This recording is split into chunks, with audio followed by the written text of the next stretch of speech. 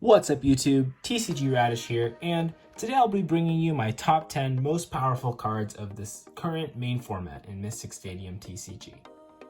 Now, I'll preface this by saying these are all my opinion, but I do think I have kind of a good idea of what cards are good since I've been playing and observing quite a few games now, so...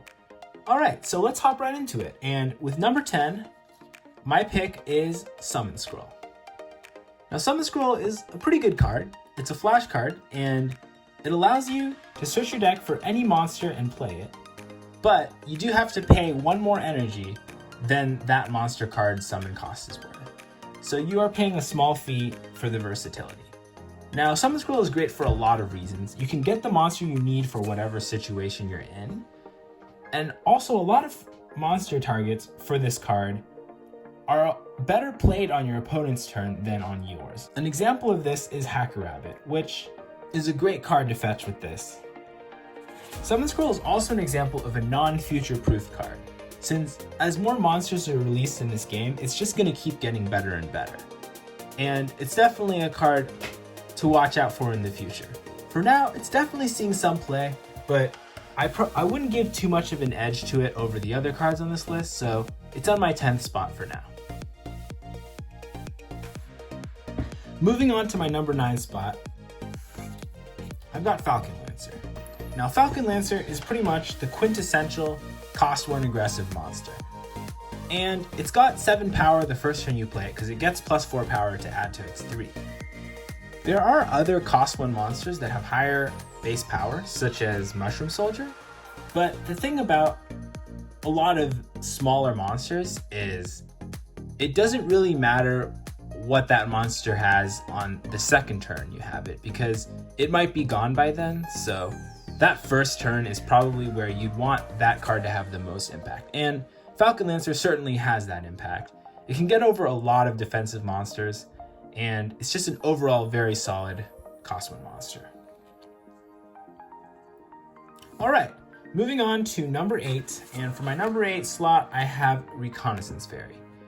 Now, this is a card that hasn't seen as much play in other people's decks, but I've found it to be very useful in my own. So I am going to give it the number 8 slot nod, and it's useful for a lot of reasons, and hand knowledge is obviously a very great reason, so you don't play into any of your opponent's flash cards. And it also replaces itself as a card, so you're only paying 1 card as opposed to the 2 that you would normally pay for a cost 1 monster. One annoying thing about this card is the draw card comes second, and sometimes after I look at my opponent's cards in their hand, I forget to draw that card. And I've done that more than once, and I've got to get better at drawing that card in the future.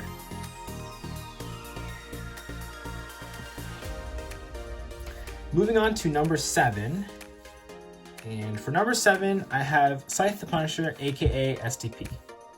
This meta is definitely not an STP dominated meta at the moment, since the deck support around this card isn't that great yet at the moment, but it is a great attacking monster. It's got 9 power, which is the highest of any cost 2 monster currently, and it also has Flash Shield, which means it's pretty much a guaranteed attack. There's no way to stop this card when it attacks, and very few monsters have enough shield to wall it. Since this meta is pretty much a swarm-dominated meta, STP doesn't shine nearly as much in this meta as some of the previous ones, but it definitely has solid anti-meta potential.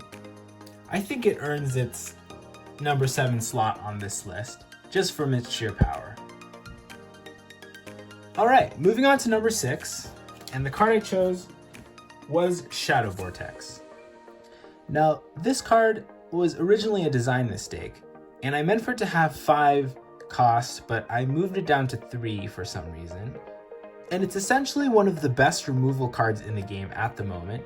You can pretty much destroy any monsters you want, and the soul breaking doesn't happen too often unless you're playing against Swarm, and then even then, breaking a soul can be pretty beneficial even if you need the extra energy, since as long as you have at least one card in your soul zone, you're still alive, and you might not really care, unless you're playing against some of the more aggressive decks that can put you away really quickly. You don't mind too much about the soul breaking, and just having a clean board wipe is just great. And for that reason, my number 6 slot goes to Shadow Vortex. Moving on to the top 5, and for number 5, I've got Glistening Glade Beast. Now this card would go higher on a lot of people's lists, but I put it this low because it does need to be enabled, and it doesn't go into every deck, but it is quite a powerful and impressive card. It's currently the only card in the game that can attack for more than 1 damage, and it does hit for 3 damage, as long as you have 5 or more monsters. And it also disrupts your opponent's spell play, as long as you have 3 or more monsters, both of which aren't that hard to do in a deck that's built around this card. So this card is one of the main reasons why Swarm is so prevalent at the moment. I did debate putting this card higher on the list, but it's going to go to my number 5 slot. For number 4, none other than Cyclone Spike. Cyclone Spike is an awesome, very annoying, disruptive card. It makes your opponent put 2 cards from their energy zone on the bottom of their deck, or 1 if they only have 1 when you play it. So when you play this card, you're essentially trading 1 card for 2 from your opponent, so you're gaining advantage in that sense. It's also very disruptive when your opponent is reliant on quick energy to create energy for their turn, and they don't charge the full amount. Overall, it's a really solid card. It goes in pretty much any deck, and it's pretty widely played in this current meta. Top 3 now. Number 3, we've got Sylvan Harmony. Now, I currently believe that this is the best disruptive card in the game at the moment.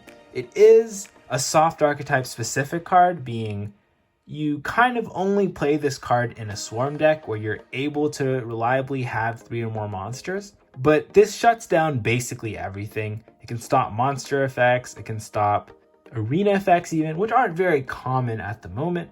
And then of course, it can shut down spell and flash cards.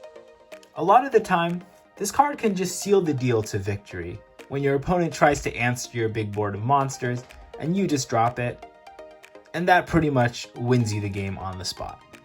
So for that reason, Sylvan Harmony is going to come in at my number 3 spot. For number 2, I've got none other than Quick Energy. This card is, in my opinion, the most auto-include card of this format. And the reason for that is basically every strategy at the moment uses energy, and every strategy can use 2 more energy. And this is essentially trading 1 card to get 2 cards in energy, and it really speeds up the pace of the game. It's definitely a card that basically everyone plays 3 of. I definitely agree with the sentiment of needing 3 of this card in your deck. It's an overall great card and would probably be number 1 on a lot of other people's lists.